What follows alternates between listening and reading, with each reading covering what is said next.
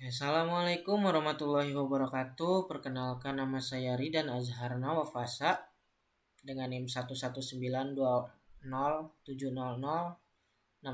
Saya akan mereview materi pertemuan kelima tentang qiyas sebagai sumber hukum Islam. Ketika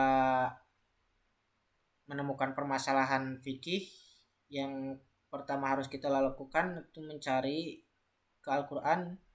Kemudian jika tidak di Al-Quran, kemudian ke hadis. Jika tidak ada lagi di hadis, kemudian ke ijma, kemudian selanjutnya ke qiyas yang terakhir. Nah, qiyas sendiri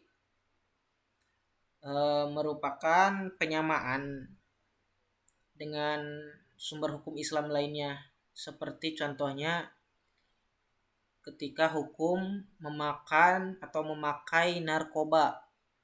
Nah, tentu di Al-Quran tidak dijelaskan narkoba itu hukumnya seperti apa. Namun qiyas sendiri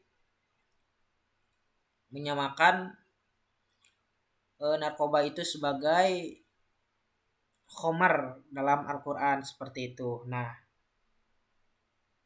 qiyas sendiri memiliki rukun qiyas. Ada 4. Yang pertama hukum, kemudian kasus pokok, terus kasus cabang, terus ilat atau alasan. Nah, contohnya yang tadi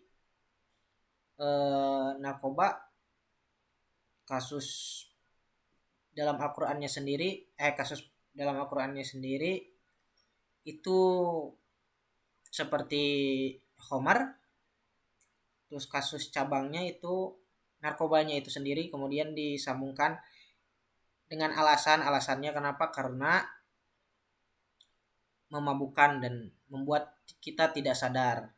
Nah, kemudian ada tingkatan qiyas. Yang pertama ada qiyas aula, atau artinya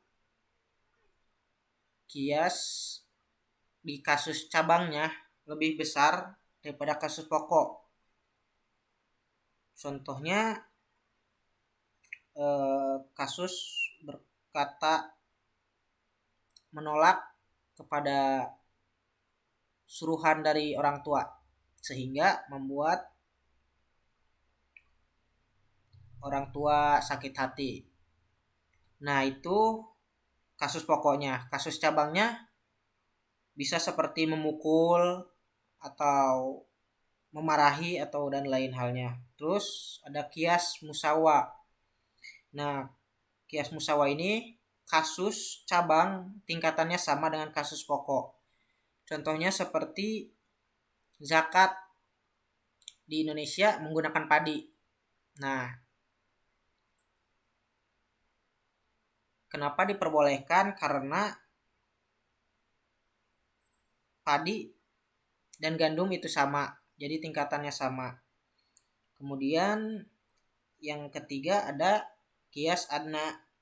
Nah, qiyas adna ini kasus cabangnya lebih kecil kadarnya daripada kasus pokoknya, seperti kasus anak yatim dalam Al-Qur'annya sendiri merusak harta anak yatim. Nah, itu merupakan kasus pokok.